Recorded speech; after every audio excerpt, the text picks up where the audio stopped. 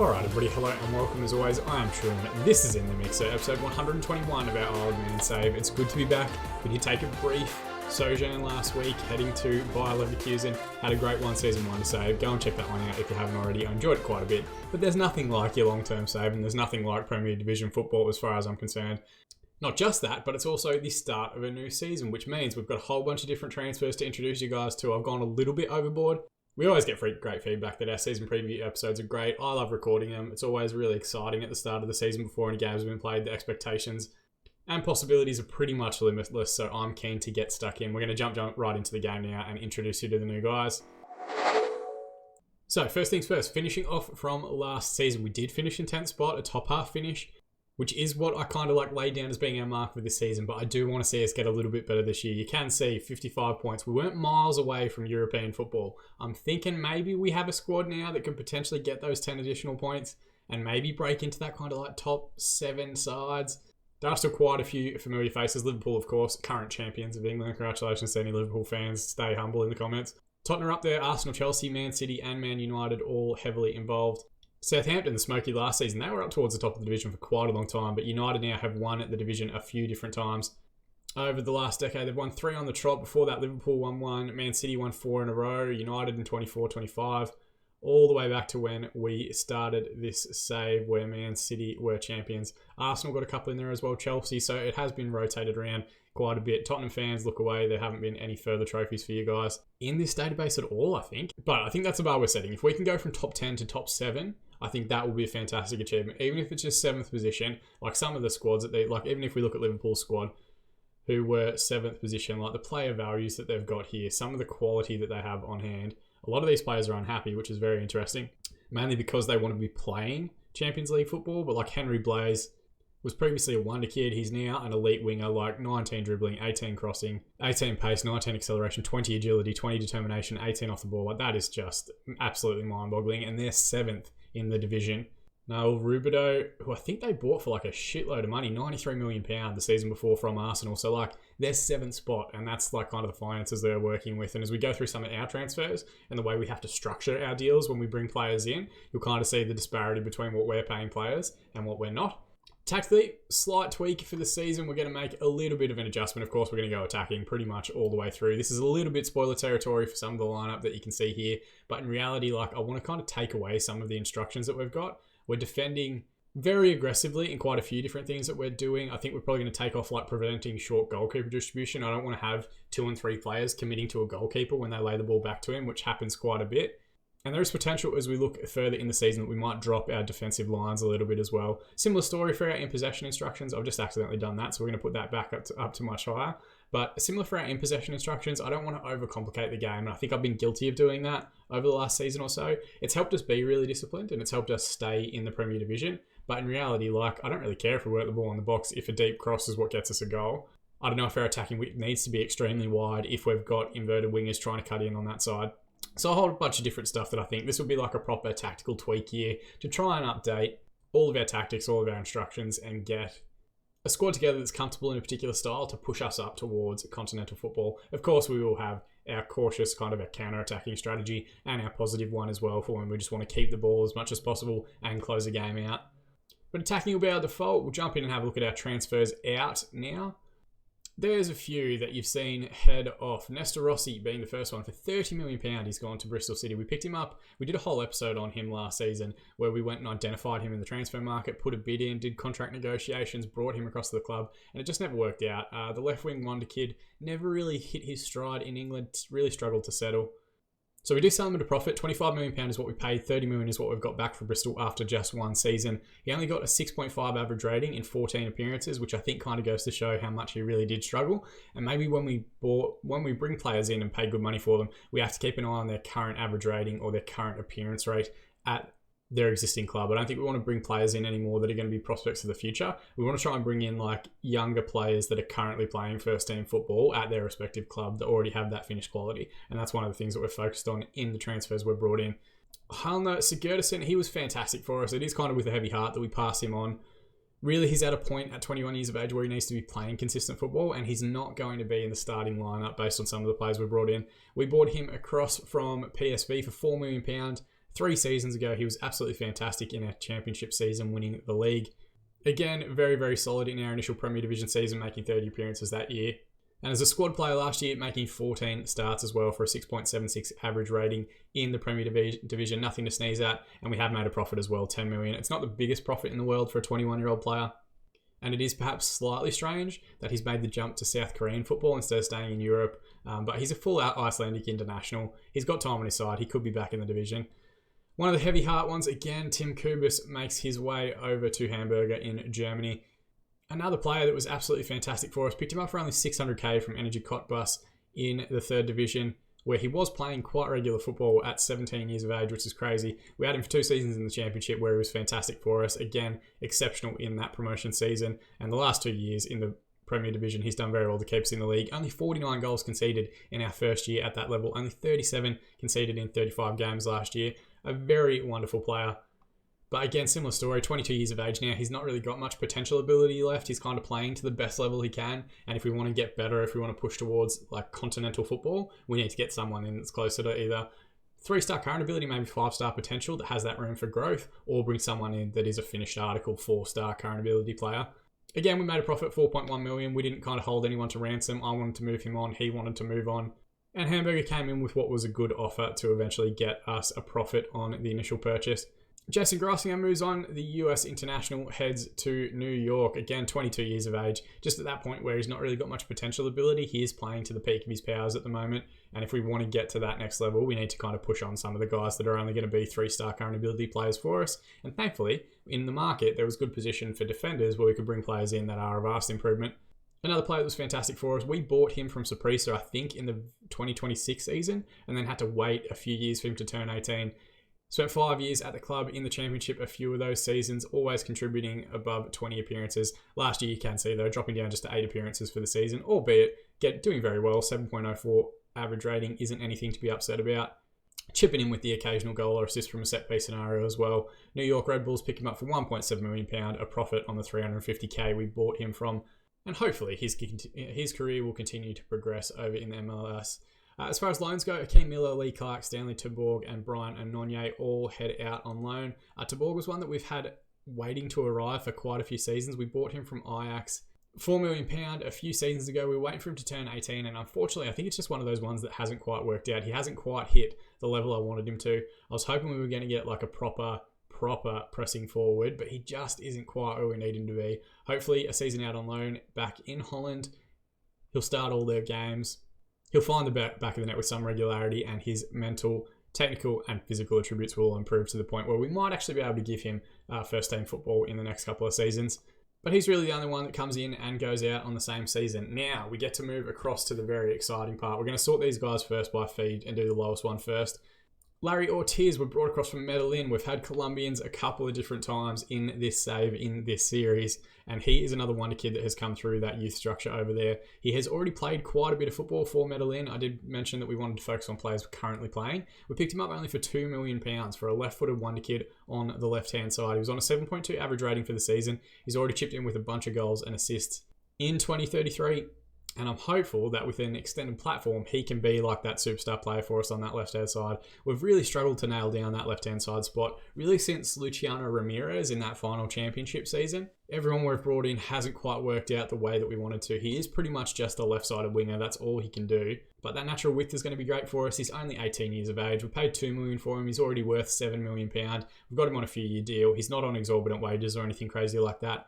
And he's already improving quite a bit with the upgrading facilities to what he would have been used to in Colombia. So thrilled to have Larry Ortiz joining on relatively cheap money. Stanley Terborg, we already mentioned, £4 million joining from Ajax. He'll go out on loan this season. Pablo Rivera has joined. We weren't initially going to go in for a striker, but once we saw Terborg wasn't quite what we wanted him to be, I thought this is the perfect opportunity for us to try and strengthen in the forward line. 18-year-old Mexican. He joins us for quite a bit of money, £19.5 million, was actually his release clause at Chivas Guadalajara over in Mexico. He's already made 34 appearances and scored 14 goals this season for an 18-year-old. That is an exceptional strike rate. 7.09 average rating last season. If we can get him like settled and hitting the ground running, he might be that pressing forward solution that we didn't really have last year. Not since Leonel Altamiranda left have we had like a proper scoring machine up front. So my hope is that he will be that player for us this season. And of course, he's a wonder kid. I just can't help myself with wonder kids in Football Manager.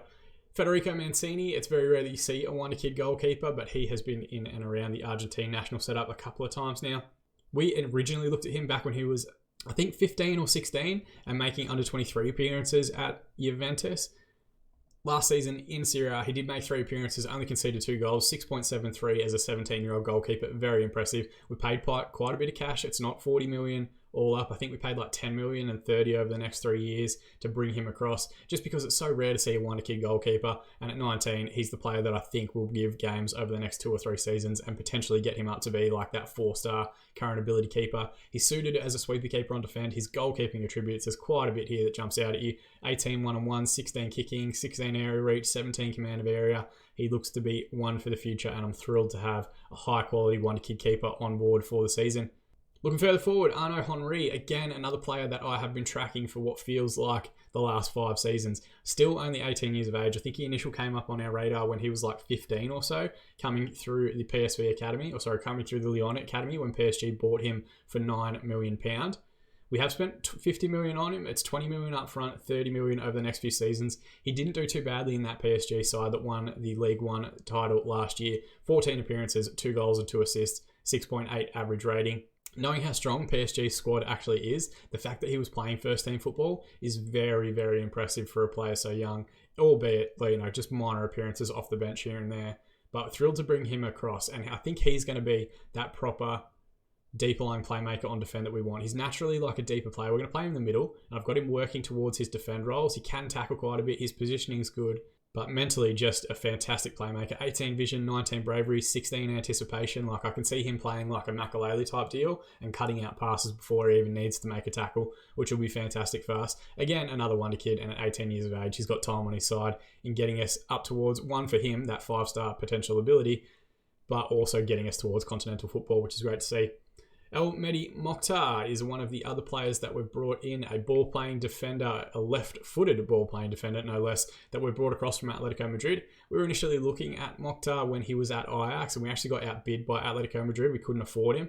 Didn't have the best of times, never really settled in Spain, only made 9 appearances last season for a 7.04 match rating, but I think it goes to show that he was capable of making first-team appearances for a Champions League side, so we need to bring in players of that quality and of that ilk. Again, 20 million up front, 30 million over the next 3 years for £50 million in total. And he's a ball-playing defender. Like, what more could you want out of a defender who's only 19 years of age? Again, a wonder kid, so we're going to try and give him a platform to hit this potential as much as he can. And I think just that overall jumping quality and jumping potential at the back is going to help us quite a bit this season. Another defensive signing, and it's an English wonder kid this time around. He wasn't playing at Arsenal last season. I think he might have made 1 appearance against us in the league.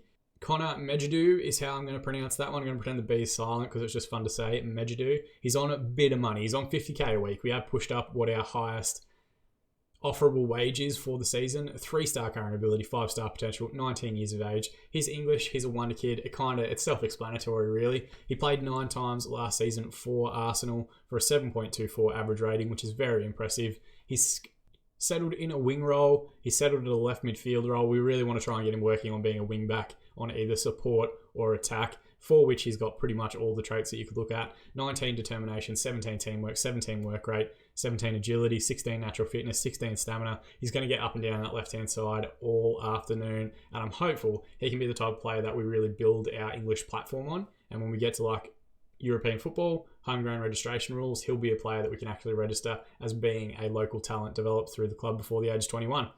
We have played probably more than we need to for him, but again, like you pay that English tax that tends to come with picking up young English talent in the game, which can be tricky. And then the last one, again, another defender, Esteban, has come across. Really, it was just a scenario where we had cash on hand and it made sense for us to go back in and try and strengthen our defensive line as much as possible. He's been at Sporting Gijon for a few years. He was actually being monitored by both Barcelona and Real Madrid, which kind of helped flag our interest that he was a player that potentially is ready for a jump up in football. He played 15 times last year for Gijon in the second division and had a 7.19 average rating.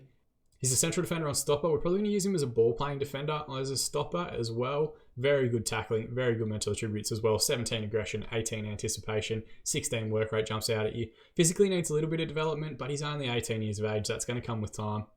And I think it's also likely to improve playing or training at a higher quality facility, which we now have. 3.5-star current ability, 5-star potential, another one on £50,000 a week.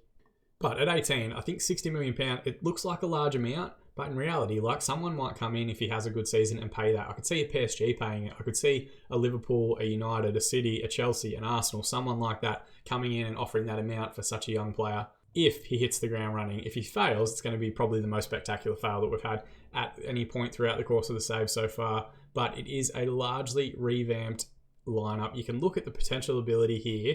As we always do, we've got quite a few wonder kids in there. We've got quite a few with 5-star potential, but the current ability is really actually close. We haven't got that many guys that are now, like 2.5-star, 2-star players that we're looking to jump to 3 stars throughout the course of this season. We're really hoping that we'll finish this year with quite a few young players that are at 4-star current ability and 5-star potential. For the rest of the squad, there are still some familiar faces from last season. Jose Cedron will continue, still a wonder kid. Oh no, he's actually no longer a wonder kid, having now turned 21, but he was an excellent wingback for us on that right-hand side. He's going to give us good balance. He's almost a full Argentine international. He's been called up a couple of times, but hasn't made an appearance yet for the full national team. Hopefully he'll get that this year. Lua Barbosa will continue as a messiah in midfield. The biggest difficulty we've had with him is trying to keep other teams from going after him. Still a wonder kid at 20 years of age. He will turn 21 throughout the course of this year, working as that messiah on support. Just progressing very, very well. Physically, he's starting to really hit his ceiling with some great traits and attributes in there. Mentally, he's solid as well. Technically, he can do everything I need him to do very well. Technique and passing, both excellent. Some of these secondary attributes that you see in blue, all in double figures as well, which is great to see. And going into his now 4th season at the club, I'm hopeful that he can make that jump, make that leap to being like a proper world-class midfielder in there for us. Neil Peacock continues on the right-hand side for us. He was excellent last season. We spoke about trying to develop English talent, and I think he really had probably the best season of the English guys that we brought in. 38 appearances last year, 6.86 average rating. Not the greatest stuff in the world, but as a player that is still only 18 years of age, now 19 years of age, he's still got a ceiling ahead of him. Wonderful physical attributes, fairly decent mental attributes as well. Technique will come with time and with the quality of coaching that we're bringing to it. 4-star current ability still for him, 5-star potential. He's got probably another 2 seasons before he loses that wonder kid tag to try and hit that potential ability, and I definitely think he can get there for us over the course of the year. And then the other man, the playmaker, Javier Aguirre, 21 years of age now. No longer in wonder kid status, unfortunately, but 3.5-star current ability, 4.5-star potential. He was our player of the season last year, pulling all the strings from the number 10 spot. It's mind-boggling to think that we paid $600K for him. When we brought him across for that final championship season, he's been excellent in the Premier Division, over 7.14 in both of the seasons so far. If he can put his foot down this year, I think he could move to be like a proper elite level number 10 for us. And the rest of the squad, just reading through it, Paul Brady drops to be the backup goalkeeper. He'll be great for us again. Another English talent with time on his side. Just current ability is the only reason that we're going with Mancini to start. George Escobar, who's been phenomenal for us over the last few seasons, still wears the captain's armband. He's 22 years of age now, so he's not going to hit higher, 5-star potential ability, which is why we've transitioned him out of the side. But 3.5-star current ability, that's perfect for a backup player coming off the bench or filling in for suspensions when we need him. Carlos Andre, again, probably another unfortunate player. He was fantastic for us last year. Didn't really do anything wrong. It was just that Majidou was available on the market. Still a wonder kid, still only 19 years of age. We might turn him around for a profit in the next season or two. But he'll be more than capable of playing as a wing-back on the left side when we need him to. Gary Lester's still in there. He drops to the bench. Arnaud Henry will probably take over as that deep-line playmaker. Jimmy Winter's been at the club for a couple of seasons, as has Elliot Bloor. Scott Phillips, our starting striker from last year, will play a backup role this season. Didn't do anything wrong last year. It's just 11 finishing when you kind of compare him with Pablo Rivera in the key attributes for that pressing forward role that we want finished off. 16 for finishing and 14 first touch is a big improvement to Phillips, who's only 11 for each. So I want to give Rivera an opportunity to try and hit 4-star current ability. But if he doesn't, at least we know we had that quality there in Scott Phillips. As far as the squad's concerned, Guillaume Benchop goes into, I think, his 5th season at the club. No, 4th season at the club. Since we picked him up from NEC, he'll be our backup right back. David Cambridge, Mariano Oru, and Jamie Warburton round out the other squad players there. Warburton, an interesting one, still only 18 years of age. We might try and get him back in the lineup if we run into a poor patch of form or something like that, but Not panicking just yet about his development. It's purely based on the strength of Mokhtar and Esteban being available on the market and wanting to try and bring in the best possible players that are out there each off-season as we go through. So we did in total spend, I think, the most that we've ever spent, $276 million this most previous off-season. What did we spend the season before that? 328, so it's not. I lied to you immediately. But we are pretty consistently spending quite a bit of money. Finances are still looking good. You've got to keep in mind with a lot of these deals where we're paying a little bit up front and then money over time, it continues to hit your finances for the next 2 or 3 seasons. But we continue to finish each year with more in the bank than we previously had. We finished last season with £104 million in the bank, which is great. We have invested that. I've tried to get facilities upgraded as quickly as possible. We might try and get our data facilities upgraded as well. Okay, they're not currently willing to do that. I guess maybe once this moves back into positive, we can go in for it again.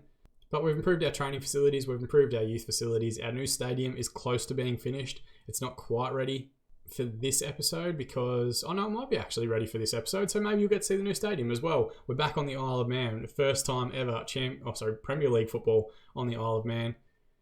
Our preseason results have been great. We've been smashing teams from all over the place. We did lose the last game out to Borussia Dortmund, but they are quite a talented side. I'm not too worried about that at all. And for whatever reason, okay, so maybe we aren't. I don't know, I can't seem to figure this out. It's saying that we're still playing at the DW Stadium, but it says over in Club Info that our stadium is actually ready. So I don't know if that's going to happen. We'll see how it goes once we get into the game. It might just be glitching out a little bit. Otherwise, board expectations, we're expected to avoid relegation again for this season, which should be easier than that. We know in our background, in my head, we want to try and finish in those top 7 spots. 5th round of the FA Cup is the expectation, and 4th round of the Carabao Cup, which I think is just 1 victory, which we can more than work towards. Overall, super happy, and this has been probably one of the longest run-throughs we've ever done. So we're going to jump forward now and look at the lineup for the game against Watford to start our 3rd season in the Premier League. All right, just like that, we are a couple of hours ahead. I'm going to run through our lineup, even though you guys just heard it, just so that I can get back in the rhythm. Mancini in goal, Mokhtar and Esteban as the central defensive partnership. I'm really hopeful that that'll be the partnership that can push us up into those top 7 spots in European football for the first time. Medjugorje comes in at left wing back, Cedron at right wing back. Henry will anchor midfield alongside Barbosa, with Aguirre playing ahead of them at the 10, pulling the strings. Ortiz will make his debut over on the left-hand side, Peacock on the right, and Rivera up top. We've got 7 debutants in the squad, so for that reason, before we jumped into the game, I've just put everyone in their most preferred role rather than the roles that I necessarily want them to be doing, and we might leave that while everyone settles in and gets used to Premier Division football and gets used to being like in a first team week in, week out. If it doesn't work though, I'll throw it out the window, we'll go attacking, it'll be super aggressive, you know what happens. Looking over at Watford's lineup, they're playing like a really similar actually 4-2-3-1, like with a deeper midfielder here. They've got 3 debutants in Bowley in midfield, Almeida at the back, and Orsione, I think is how you pronounce that, at right fullback. But it's this 3 across the middle here that I'm most not concerned about, but we need to be wary of. Rob Batch, if you might remember from a couple of seasons ago, we tried to buy Rob Batch 3 or 4 times back when we were in the Championship, and he was smashing it with Watford. The year we got promoted, when we got promoted into the Premier Division, I tried to bring him across when we were trying to pick up like young English talent. We ended up signing Elliot Bloor instead, but like looking back, Rob Batch has turned into the more complete player, I think. Full England under-21 international, still at one kid status at 20 years of age. Definitely, I think, a player that, having performed well at an under-21 stage, is looking to try and get into England squads and England setups. Very similar to his compatriot over on the right-hand side, Russell Howard. Now, he's a striker by trade. They're playing him on the right-hand side. He's in England squads. I don't think he has a cap yet, but he has been called up a couple of times from what we've seen. An 18 dribbling immediately jumps out at you, so he'll be a tricky winger on that right-hand side. In the middle for them, they've got Carl Beck, 22-year-old Frenchman, also a previous wonder kid, 4-star current ability, 4.5-star potential. It's a very exciting, very strong young team for Watford. And they've been on a similar trajectory as us over the last few years, coming up from the Championship, establishing themselves in the division, and now hopefully trying to push up towards a top half finish. We're going to passionately say we owe Watford after what happened in our last match. I can't 100% remember what the actual result was. I think it was towards the end of last season as we were in a pretty poor patch of form. But really, I just want to get a good performance to start the season. Don't need to smash too many goals in. I'd take a gritty, shitty 1-0 victory if it was on offer. Got the ball out here now left to Ortiz in the first highlight of the game. We're working it well side to side, and he's gone down in the box. It was Orsione who's made the challenge just on the edge of the area. It's going to be a free kick in the end. Are we going to see the resulting free kick from Aguirre? Good run, though, from Ortiz, taking the man on early. He's gone back stick. It's pinballing around. It's fallen to Mokhtar at the edge of the area. He's lost out to Rob Batch, and now we need to be wary on the counter-attack. Pinedo with the ball for Watford. Good challenge in midfield there from Mokhtar to try and slow him down. But now it's with Russell Howard. Great challenge there from Medjidou to get that one out for the throw-in as the highlight comes to an end. End-to-end stuff early though. We've got a corner. Aguirre with a flick on, Aguirre with the corner and Medjidou with the flick on header near post. Ball forward now. It's flicked back out to Medjidou. We'll see what he can do in this wide area. He's set to a fullback on attack, so I assume he's going to want to get forward as much as possible. Ball with Aguirre now. Back to Henry. Working the triangles nicely. Out to Cedron now on the right-hand side. We just need to wait for Watford to commit a little bit further up the pitch. Esteban, Aguirre, Henry with a great ball to Ortiz, and he's found the finish. The Colombian winger on his debut. First goal of the season. A wonderful ball from Arnaud Henry there in the middle. We just waited for them to kind of commit. It was a nice little passage of play here, just trying to drag them out a little bit. That ball from Esteban and the lovely little touch from Aguirre was excellent. And Henry perfectly weighted on that left peg. Ortiz waits for the keeper to come, just dinks it over him for his debut goal. And wonderful stuff. Ball with Henry here again in midfield. Aguirre to Barbosa. Could have kept going out to the left-hand side. We had a 2v1, but instead we've lost out to Howard in midfield. Pinedo, now to Batch. This is where we have to be careful as they try and get in behind. Pinedo with the strike. It was a good challenge from Esteban, dropping off as that covering centre-back to close down the shot. Diaz is going to take the resulting corner for Watford. Goes near post, and Mancini does very well to save and hold. Long ball forward here from Reinhardt. Good header there. Back to Rivera now.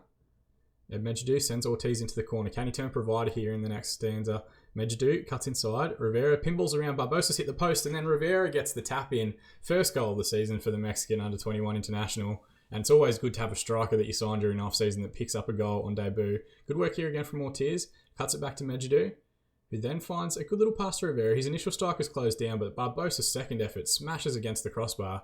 Rivera thankfully stays onside and on his toes to knock that one home, and then pulls out a little bit of a chicken dance on the way past the home fans. Aguirre with a deep ball in. Medjidou back post again. We might have to sort out our free kick or corner routines a little bit. Medjidou probably not the guy we want getting those back post headers, but he's had a couple opportunities already. We're through 30 minutes. Let's also use our Get Creative shout with about 10 minutes remaining in the half. They've immediately got a highlight. Ossione with the ball. Deep one towards Pinedo. It's pinballing around before Mokhtar clears it away. Almeida puts it straight back in. And then Bowley sends Howard into the corner. Just stand him up, boys. That dribbling we've got to be wary of. Ossione, deep ball across. Cedron with a good header away. Now Peacock, it's a poor clearance. Medjidou thankfully wins it back in a good area. And Ortiz has picked it up in midfield and can turn players at pace here. He goes to strike himself. Reinhardt with an excellent save. Forces it out for the corner. Some good football here. Some nice little passages of play. Aguirre with the corner. Goes near post. Ossione heads it away. Peacock now. Wide right area. Can he get the ball back into the box? It's shut down well by the fullback. And is that bringing the highlight in? It does indeed. Interestingly, I didn't notice it, but Rob Batch picked up an injury on the 34th minute. We don't want to hurt players, but that's probably going to help us quite a bit if one of their most dangerous weapons is off the park. And at halftime, 2-0, 13 shots, 6 on target, 64% possession for Isle of Man. 4 shots, 1 on target, 36% of the ball for Watford. But they do have that challenge on the break. Assertively, I'm going to say very happy with the way things are going. Keep it up, lads. We just want to, early part of the season, keep everyone's morale as high as humanly possible, as everyone starts to settle into the squad and the team and the tactics and all that sort of stuff. All right, we're through an hour mark now. We'll let this highlight play out, and then we're going to have a look at making a couple of subs. Aguirre with the ball, and Henry, now Ortiz. There's a little reverse pass there. Instead, he goes himself and gets the strike away. He's doing quite well, though, Ortiz. More than happy to take a man on in a 1v1 situation. Not a tremendous amount to complain about. Everyone's playing pretty well. Everyone's in their preferred roles, which is always good to see. Peacock struggling a little bit, so we'll bring on Jimmy Winter for an appearance at right midfield. How's everyone doing for conditioning? Maybe say Mehdi Mokhtar is a little bit underdone, but he's playing well, so I don't think we need to change our defensive line too much. Maybe we make an adjustment with Medjidou, just give him a bit of a spell and bring on Carlos Andre at wing-back. And we'll passionately say, I have faith in you, get out there and make a difference. And we're also going to use Old Faithful after an hour, Get Creative shout. A couple of players are pressured by that, but they'll get used to it. It's all debutants, Mancini, Esteban and Mokhtar. Alright, we've rocketed through to the last 10 minutes. We'll make our final sub. Aguirre hasn't had the best game, but we might leave him out there. He's pretty well suited to the role. Maybe Henry's yellow card, we'll take him off. He has been the best player on the park for us so far, but we'll bring on Gary Lester just to not risk any second yellows or anything silly like that. And we're going to hit play and also use our demand more shout with about 10 minutes remaining. Anything is icing on the cake from this point. I'd have taken 2-0 if you had offered it, but well, now we're here. I want to try and keep the clean sheet. Howard with the ball on the right-hand side. Thankfully, the drive from this edge of the 6-yard box, pretty much out for a throw-in. Wide free kick, Wagner to take. Good header away from Mokhtar. Now Aguirre comes forward. He's just punted it long, and we probably were in a good position to try and win the ball back. Ball into Richard. Carlos Andre loses possession. Oh, he's actually done well to win it back. Mokhtar, back to Mancini. Now Esteban. Back to Mancini again. They've committed 2-man forward to the press, which is great. It opens up Cedron on the right, and Leicester can send Jimmy Winter down this right-hand side. Can he find the cutback for the striker in the middle to Cash with a good challenge? But Winter's going to stay on his feet and get there again. Goes near post. Rivera was there. Bolly eventually gets it away for Watford, and here they come on the counter. Pinedo on the left-hand side. He's gotten goal side. Hasn't got much of an angle to work with, and thankfully the drive straight at Mancini. He does very well to save out for the corner. Quick corner taken. Pinedo pinballs it around. Mokhtar gets it away, and the highlight comes to an end. 3 minutes additional time. We're through that now, and the referee calls full time. It's an excellent 2-0 victory to start the season. 17 shots, 7 on target, 67% possession. 7 shots, 3 on target, 33% of the ball for Watford. I'm going to passionately tell everyone, very happy with the result and the way that you played, and everyone's responded positively to that. A good 2-0 win to start the year. And that puts us day one in the top 7 spots. You can see, very straightforward start to the season. The top 10 sides all won on the first day. Everyone else lost. No draws across the park. Man City winning by 5 goals against Wolves. It puts them top of the table. Big wins or big scores for Chelsea, Arsenal and Everton as well. Liverpool getting a good win against Leicester. So it might be that like the top 10 is really even, but then the bottom half is kind of a little bit different. I know it's very early to read into too many of those results, but some big wins on the opening day of the year. Quality possession provides victory. Arnaud Henry on debut gets the Man of the Match award. Sandy Cazorla was actually the Watford manager. I didn't know that going into the game.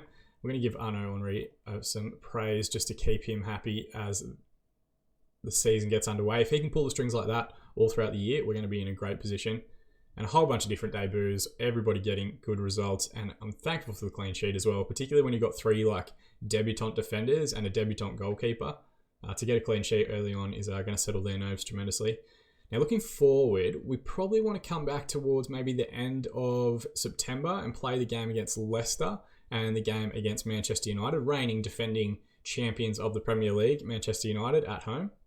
I'm not sure what the go is with the stadium. Like, we're still getting shown at the DW Stadium. I think we should be at FC Isle of Man Stadium at some point this season because it is done, technically. But as to when that transition will happen, we'll have to keep an eye on it. But it'll also give us like a good 4 or 5 games in the division to see how we've settled, see where we're setting up in terms of league position. We've got some big games against the like of Liverpool and Southampton during that time. We should be beating like the Norwiches, Brightons, Leicesters of the world, but we'll at least have some sort of indication of how we're travelling in the early part of the season. Well, I always enjoy these early episodes in a season, getting to go through the squad, introduce you guys to the new players, talk through our like tactical tweaks and all that sort of stuff as well. Hopefully you guys have enjoyed them as well. If you've got any feedback, positive or negative, drop it in the comment section below. I do try and respond to every comment that I get. YouTube's notifications have not been great lately, but that's a whole other thing that we'll get into another time. More than anything though, I appreciate you guys watching. That's the part that means the most to me. As always, I've been Sean, and I'll see you all again in the mixer.